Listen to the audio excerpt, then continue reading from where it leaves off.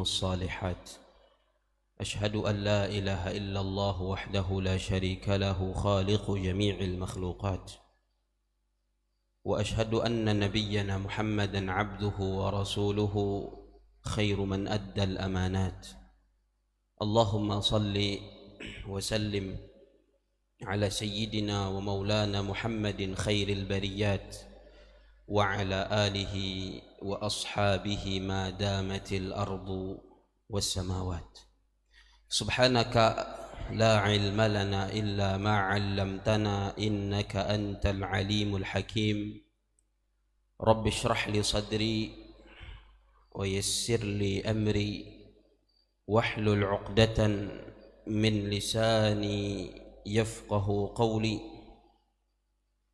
أصبحنا على فطرة الإسلام وعلى كلمة الإخلاص وعلى دين نبينا محمد صلى الله عليه وسلم وعلى ملة أبينا إبراهيم حنيفا مسلما وما كان من المشركين وبعد.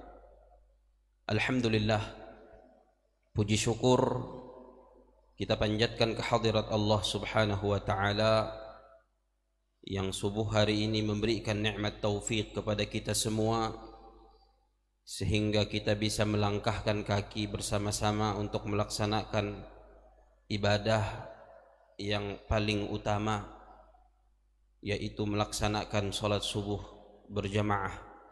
Karena dalam satu hadis pernah dikatakan oleh baginda Nabi besar Muhammad sallallahu alaihi wasallam bahwa di antara amalan yang utama adalah melakukan salat subuh secara berjamaah di subuh hari Jumat. Mudah-mudahan setiap langkah kaki yang kita langkahkan dari rumah-rumah kita masing-masing tercatat sebagai pahala di sisi Allah Subhanahu wa taala yang kelak akan kita jumpai di dalam buku catatan amal kita. Mudah-mudahan setiap langkah tersebut menjadi sebab derajat kita, kedudukan kita diangkat dan ditinggikan oleh Allah Subhanahu wa taala. Juga mudah-mudahan setiap langkah itu menjadi sebab dosa-dosa dan kesalahan kita diampuni oleh Allah Subhanahu wa taala, dan mudah-mudahan langkah-langkah itu menjadi cahaya bagi kita di hari kiamat nanti. Amin ya rabbal alamin. Salawat salam mudah-mudahan selalu tercurahkan, terlimpahkan kepada baginda Nabi besar Muhammad sallallahu alaihi wasallam, kepada keluarga beliau, kepada para sahabat beliau, serta orang-orang yang senantiasa setia mengikuti ajaran beliau, orang-orang yang istiqamah untuk menjalankan, menghidupkan sunnah-sunnah beliau sampai yaumil qiyamah, dan mudah-mudahan kita semua dimasukkan oleh Allah Subhanahu wa taala ke dalam golongan mereka. Amin ya rabbal alamin. Jemaah salat subuh yang mudah-mudahan dirahmati Allah Subhanahu wa taala, kalau kita sebutkan beberapa nama kaum terdahulu yang juga disebutkan oleh Allah Subhanahu wa taala di dalam kitab suci Al-Qur'an. Ambillah contoh misalnya kaum 'Ad. Kalau kita mendengar nama kaum 'Ad, maka yang terbesit di pikiran kita, yang terlintas di benak kita, bahwa kaum itu adalah kaum yang diazab oleh Allah Subhanahu wa taala dan dibinasakan semuanya oleh Allah Subhanahu wa taala. Ketika kita menyebut nama kaum Tsamud, kaumnya Nabiullah Saleh alaihi salatu wassalam, maka sama yang terbesit di pikiran kita, yang terlintas di benak kita, bahwa kaum ini juga dihancurkan dan dibinasakan oleh Allah Subhanahu wa taala semuanya. Kalau kita menyebut kaum Sadom, kaumnya Nabiullah Lut alaihi salatu wassalam, maka juga sama yang terlintas di dalam benak kita, bahwa kaum ini kaum yang dibinasakan oleh Allah Subhanahu wa taala. Kaum 'Ad, kaum Nabiullah Hud alaihi salatu wassalam, itu Allah Subhanahu wa taala binasakan selama 3 tahun tempat tinggal mereka dibuat kemarau panjang oleh Allah Subhanahu wa taala, dibuat kering oleh Allah Subhanahu wa taala. Kemudian pada satu waktu ada salah seorang di antara mereka yang melakukan ritual meminta supaya turun hujan. Akhirnya Allah beri pilihan 3 buah awan. Ada awan yang berwarna hitam dan itu yang dipilih oleh orang itu. Karena dalam pikirannya awan hitam itu akan membawa hujan. Dipilihlah awan hitam, lalu awan itu digiring oleh Allah Subhanahu wa taala ke kampungnya kaum 'Ad.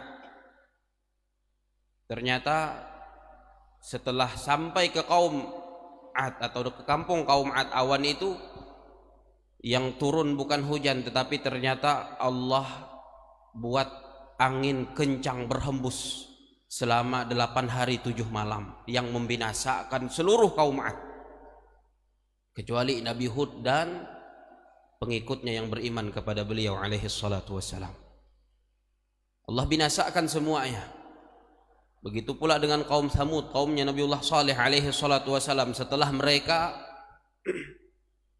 meminta bukti akan kebenaran Nabiullah Saleh, meminta supaya Nabi Saleh alaihi salatu wasallam mengeluarkan untuk mereka seekor unta dari sebuah batu, unta yang indah dan unta yang bunting yang hampir melahirkan. Nabi Saleh bermunajat kepada Allah Subhanahu wa taala, bermunajat meminta kepada Allah Subhanahu wa taala, kemudian dikabulkan oleh Allah permintaan itu dengan harapan kaumnya yang meminta bukti ini mau beriman.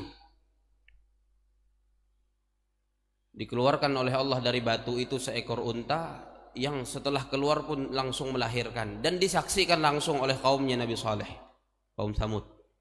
Tapi ternyata hanya sedikit yang beriman, kebanyakan mereka juga tidak beriman. Pada akhirnya Allah berikan azab kepada mereka berupa suara yang memekikkan yang kemudian membinasakan mereka, binasakan kaum Tsamud. Begitu pula dengan kaum Sadum, kaumnya Nabiullah Lut alaihi salatu wassalam. Setelah mereka melakukan dosa besar kepada Allah Subhanahu wa taala yang belum pernah dilakukan oleh orang-orang sebelum mereka, LGBT, Allah Subhanahu wa taala binasakan mereka. Di dalam Al-Qur'an disebutkan oleh Allah bagaimana cara Allah membinasakannya. Kata Allah Subhanahu wa taala, "Wa ja'alna 'aliyaha safilaha wa amtarna 'alaihim hijaratan min sijil." Kami jadikan bawahnya itu berada di atas. Jadi kampungnya Nabiullah Lut dan kaum Sadum, setelah sebelumnya Allah memerintahkan Nabi Lut dan keluarganya serta orang yang beriman kepada beliau untuk meninggalkan kampung itu, Allah utus malaikat Jibril alaihi salatu wassalam untuk mengangkat kampung itu. Lebu itu diangkat oleh malaikat Jibril, bahkan saking tingginya dikatakan malaikat Jibril mengangkatnya hampir sampai ke langit pertama. Bahkan suara ayamnya itu kedengaran oleh para malaikat penghuni langit pertama. Diangkat oleh Jibril dengan sayapnya, kemudian setelah hampir sampai ke langit pertama, yang jaraknya kata Rasulullah SAW antara bumi dengan langit pertama itu perjalanan 500 tahun, diangkat oleh Allah melalui malaikat Jibril dengan sayapnya, sehingga suara ayamnya kedengaran oleh penghuni langit pertama. Kemudian dibalik, pendak ya andak si hunjun, hunjun ya andak yang malaikat Jibril sependak, kemudian dihempaskan. Kalau kita membuka Al-Quran, kemudian membaca ayat di dalam Al-Quran, apa sih penyebab kaum-kaum ini kemudian dibinasakan oleh Allah Subhanahu wa taala? Semuanya habis, diratakan oleh Allah Subhanahu wa taala kecuali nabi-nabi dan beberapa pengikutnya. Ternyata itu dijawab oleh Allah penyebabnya. Kata Allah Subhanahu wa taala di dalam surat Al-Ankabut ayat 40, Allah Subhanahu wa taala berfirman, "Fakullan akhadna bidzambih." Maka masing-masing mereka itu, kata Allah, mereka siapa? Kaum-kaum yang tadi kita sebutkan, kaum 'Ad, kaum Tsamud, kaum Sadum, dan juga beberapa kaum lainnya. Semuanya itu kata Allah Subhanahu wa taala penyebab dibinasakannya mereka. Fakullan akhadna bidzambih, masing-masing mereka kami siksa karena dosanya. Jadi dosa penyebabnya jemaah yang dimuliakan Allah Subhanahu wa taala. Dan kalau kita teliti lebih jauh bahwa dosa yang mereka lakukan itu antara salah satu dari dua. Dosa yang dilakukan oleh kaum-kaum yang kemudian dibinasakan oleh Allah ini antara salah satu dari dua dosa. Yang pertama adalah dosa dan kemaksiatan yang mereka kerjakan setelah diberikan kenikmatan yang begitu besar oleh Allah Subhanahu wa taala. Kaum 'Ad dan kaum Tsamud itu adalah dua kaum yang begitu besar Allah berikan nikmat. Allah berikan kekuatan pada fisik mereka. Kemudian desa mereka, kampung mereka, Allah Subhanahu wa taala berikan kemakmuran. Desa mereka tanahnya subur luar biasa, sehingga desa itu menjadi desa yang makmur, penduduknya menjadi penduduk yang makmur. Berbagai macam kenikmatan berlimpah untuk mereka, dari tumbuh-tumbuhan, buah-buahan, tapi ternyata itu semua tidak membuat mereka bersyukur kepada Allah Subhanahu wa taala. Lalu Allah murka kepada mereka, maka Allah Subhanahu wa taala timpakan siksa kepada mereka. Allah turunkan azab untuk mereka dan Allah binasakan mereka semua. Karena terlena dengan kenikmatan yang mestinya atas kenikmatan itu mereka bersyukur kepada Allah, tetapi mereka tidak bersyukur, justru mereka tenggelam ke dalam kemaksiatan kepada Allah Subhanahu wa taala dan menggunakan fasilitas pemberian Allah berupa kenikmatan itu untuk mendurhakai Allah Subhanahu wa taala. Allah binasakan kaum 'Ad, Allah hancurkan kaum Tsamud. Kemudian dosa yang kedua adalah dosa yang dilakukan berjamaah. Dosa yang dilakukan berjamaah yang dilakukan oleh kaum Sadum. Mereka menyukai sesama jenis dan mereka lakukan maksiat ini terang-terangan. Mereka lakukan dosa ini secara berjamaah. Maka Allah Subhanahu wa taala murka kepada mereka. Allah Subhanahu wa taala hancurkan dan binasakan mereka. Maka penyebabnya adalah dosa. Mungkin di antara kita ada yang berkata, ini kan kaumnya Nabi terdahulu, sudah lewat. Umat Nabi Muhammad beda dengan kaum Nabi-Nabi terdahulu. Jemaah yang dimuliakan Allah Subhanahu wa taala, kula hendak berkisah ada satu kisah. Dan ini terjadi pada tahun 1955. Artinya hendai tahiin dengan zaman kita sekarang. 19 atau 1955 andautun 2022. Berapa tahun kira-kira? Hitung.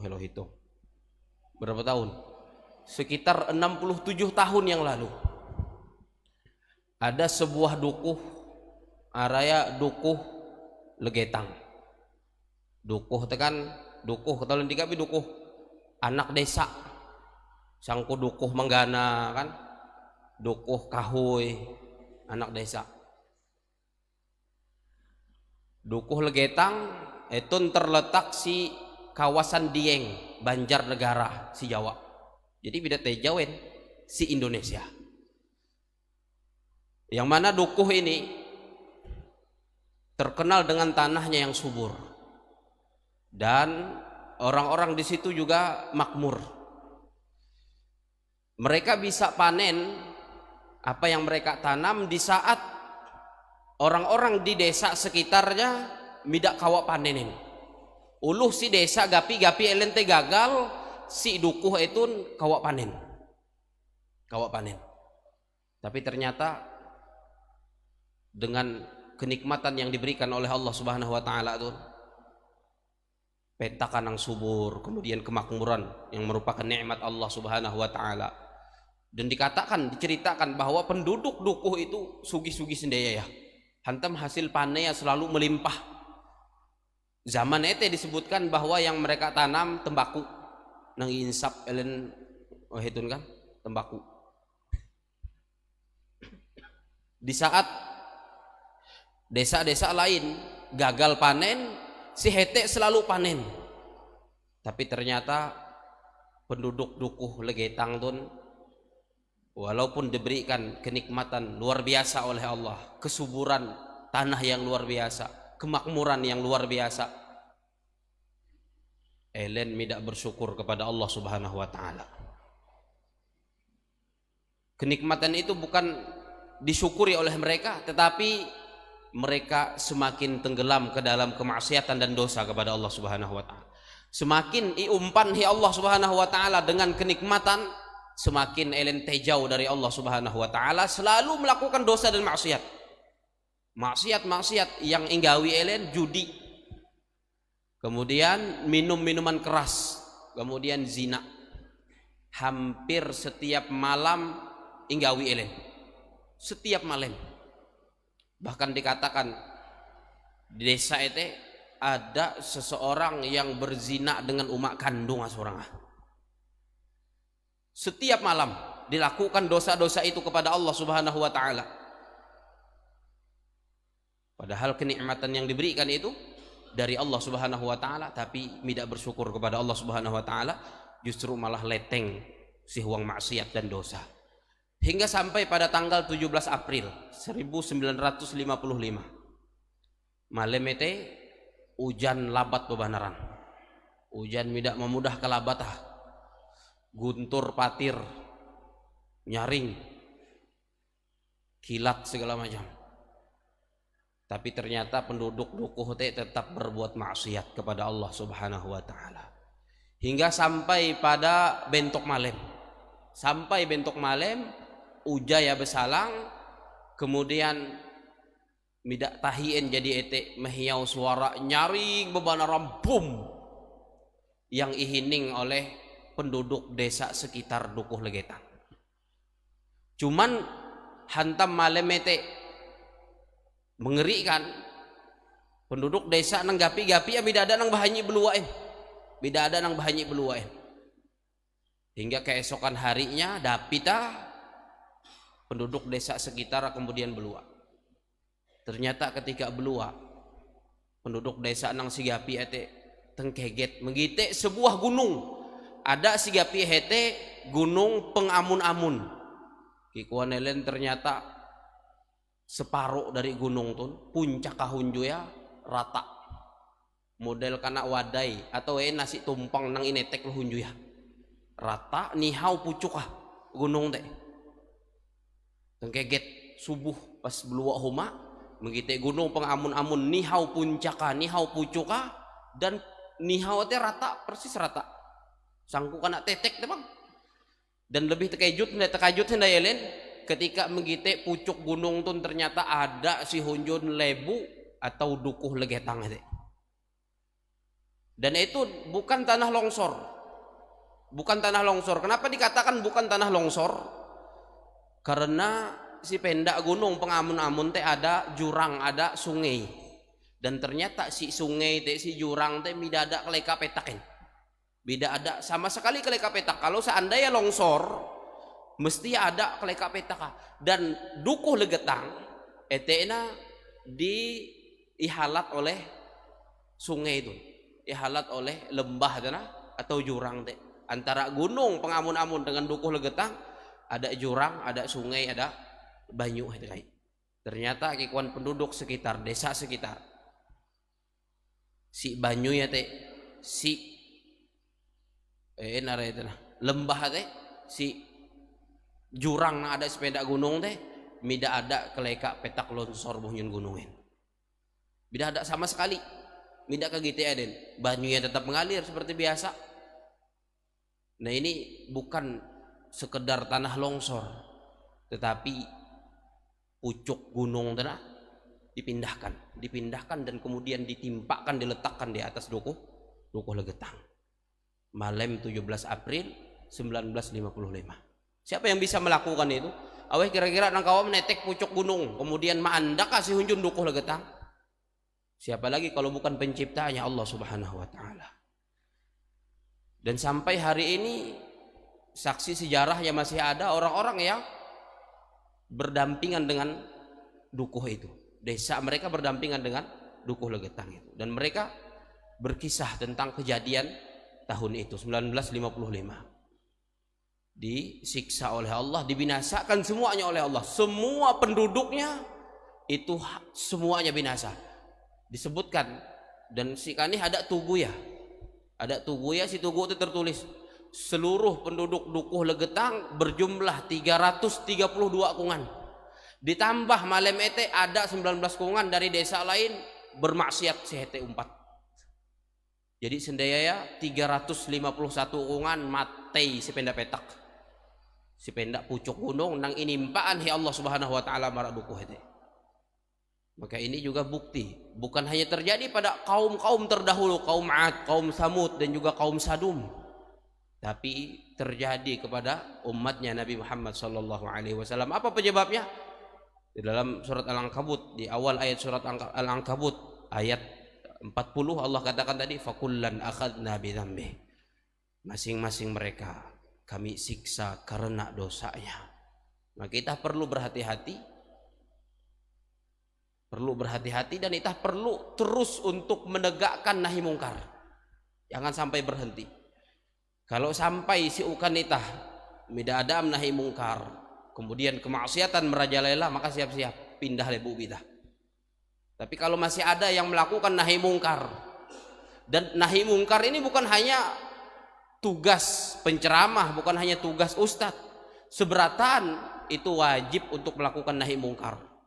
Makanya ketika Allah Subhanahu wa taala menyebutkan sehewang Al-Qur'an tentang umat Nabi Muhammad sallallahu alaihi wasallam adalah umat terbaik, apa kata Allah Subhanahu wa taala? Kuntum khaira ummatin ukhrijat linnas. Ayat ini tidak berhenti sampai di sini saja. Kita menjadi umat terbaik yang Allah ciptakan, yang Allah keluarkan bagi manusia dengan syarat jemaah. Apa syaratnya? Ta'muruna bil ma'ruf wa tanhauna 'anil munkar. Memerintahkan atau menyeru untuk melakukan kebaikan, melakukan perbuatan ma'ruf, wa tanhauna 'anil munkar, dengan syarat kita mencegah dan melakukan nahi mungkar. Dan Nabi sallallahu alaihi wasallam mengatakan, kikuan Rasulullah sallallahu alaihi wasallam, man ra'a minkum. Coba bahasanya Nabi Muhammad sallallahu alaihi wasallam apa? Barang siapa yang melihat dari kalian. Nabi tidak mengatakan barang siapa yang melihat dari para penceramah atau para ustadz, tapi dari kalian semuanya. Man ra'a minkum mungkaran, barang siapa dari kalian melihat kemungkaran, falyughayyirhu biyadihi, hendaklah dia merubahnya dengan tangannya. Kalau mampu dengan lenge, rubah dengan lenge. Fa illam yastati' fa bilisanihi, apabila tidak mampu dengan lenge, dengan lisan, nyampaikan kebenaran. Berikan nasihat kepada orang-orang yang melakukan kemungkaran. Apabila tidak mampu ya dengan nyame, maka kata Nabi sallallahu alaihi wasallam, fa illam yastati' fa biqalbihi wa dzalika adhaful iman. Apabila tidak mampu dengan lisan, maka dengan hati. Malah justru umpat-umpatan si ukan maksiat hete, hadir si ukan maksiat hete. Itu adalah orang yang reda dengan kemaksiatan.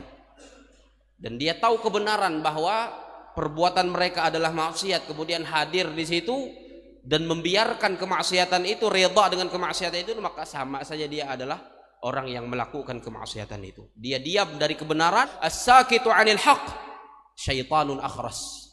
Orang yang diam dari kebenaran itu adalah setan bisu. Sudah setan bisu hindai. Maka kita perlu untuk selalu menyampaikan nahi mungkar kalau ada kemaksiatan. Maka kalau kita lihat tadi dari kaum-kaum terdahulu, kemudian kisah Dukuh Legetang tadi, kemaksiatan yang menyebabkan mereka kemudian dibinasakan oleh Allah dua nikmat yang begitu besar diberikan oleh Allah Subhanahu wa taala, kemudian mereka tidak bersyukur, justru tenggelam ke dalam kemaksiatan. Hati-hati kita. Allah panen sawit berlimpah misalkan, ije 2 telu sampai 10 truk sekali panen, tapi ternyata hasilnya inggunaan akan maksiat kepada Allah Subhanahu wa taala. Bejoget-joget hunjun pentas, mengadakan pesta, kemudian joget-joget hunjun pentas, hasil dari kenikmatan dari Allah Subhanahu wa taala. Hati-hati. Kalau sudah tidak ada lagi yang melakukan nahi mungkar dan tidak ada lagi yang mengingatkan, kenikmatan justru digunakan untuk mendurhakai Allah, untuk bermaksiat kepada Allah yang memberi kenikmatan itu. Hati-hati, dibinasakan oleh Allah Subhanahu wa taala. Kemudian yang kedua, melakukan maksiat itu secara terang-terangan. Ayo, melakukan secara terang-terangan. Kalau ya hunjun pentas, bejoget, kan terang-terangan bentuk lo hari. Maka kedua ya ada sebenarnya si bentuk bukan itu. Dua dosa yang menyebabkan kaum terdahulu kemudian dibinasakan oleh Allah, dan juga kisah penduduk dukuh Legetang tadi dihancurkan oleh Allah.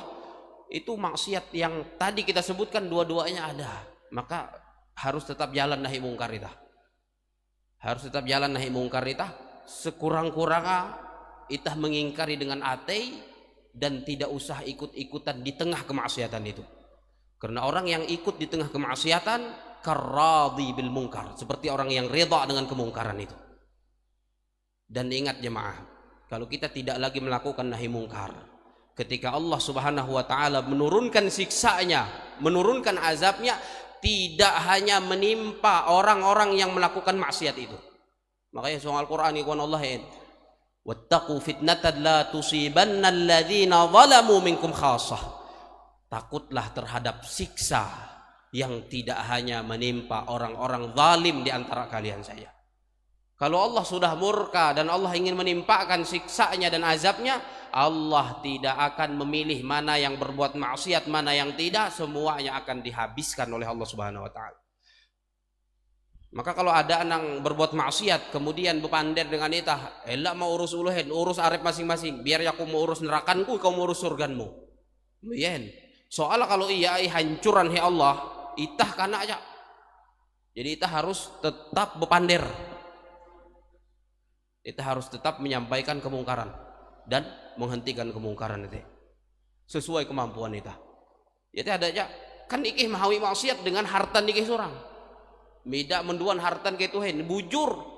Tapi kareh kalau Allah membinasakan suatu daerah, yang binasa bukan hanya orang-orang yang melakukan dosa dan maksiatnya, tetapi semua penduduknya, orang baiknya pun juga akan ikut binasa di situ.